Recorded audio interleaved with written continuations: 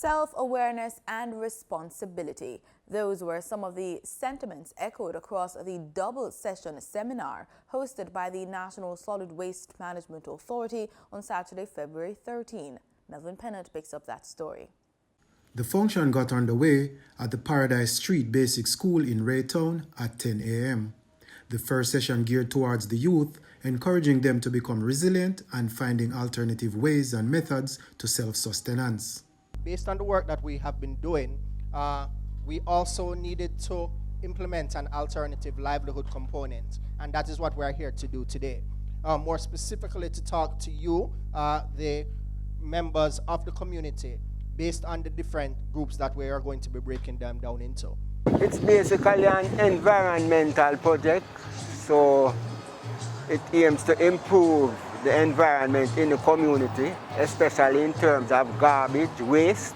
The project also has an economic component in that the plastic bottles are collected and stored, and then they are sold, and whatever funds are generated are plowed back into the community. With all health protocols and guidelines observed, representative from Ministry of Health and Wellness, Ms. Marsha Ann Palmer, interacted with the participants, edging them on to become more health-focused in their community. So how you keep your community by taking care of it, getting rid of the garbage, preventing the breeding sites for the roach, preventing the breeding sites for the mosquitoes, preventing the breeding sites for the rats, will help to support your business, regardless of the business that you have. If you're talking about the fishing, if all those plastic waste go down to the sea, and I don't know if anybody here is a fisherman. You ever fish, sir? So you have an idea of what the plastic does to that environment. So when it gets out into the sea, the fish, sometimes it gets caught in your net. So when you think you have fish in your net, you have plastic or other waste in your net. Colin Coley of the JBDC chimed in with some basic but very important tips on how to properly manage their businesses. That phone can do a lot of things. Your WhatsApp, your Facebook, whatever it is, you can use it and market your small business. We are teaching you how to start small and grow. Because the idea is not to start small and stay small. If you start small and grow, that's where we're coming now. Know for market things, right?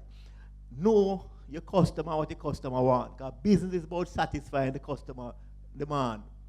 Who are your customer? Who buy from you? What they want. So you know every week who come in, what they want them still, how to satisfy your customer, things like that. Hedson Carr Projects and Planning Manager at the NSWMA spoke on how the project has unfolded. So what we have been doing is that we have been working with the community and selected persons from the community who have been working as environmental wardens. These persons have gone through a training session in which we trained them to work within the community, spread the message of separation of source. The Plastic Waste Minimization project is said to be one of the Housing, Urban, Renewal and Climate Change Ministry's push to get communities cleaner while recognizing the earning potential within. The project in of itself has a component that works within a community and seeks to minimize the amount of plastic bottles that enter the ocean through several methods of intervention. Sponsored by the United Nations Environmental Programme and the Government of Japan, the initiative is part of a wider thrust of reducing marine pollution from land-based activities. Melvin Pennant, PBCJ News.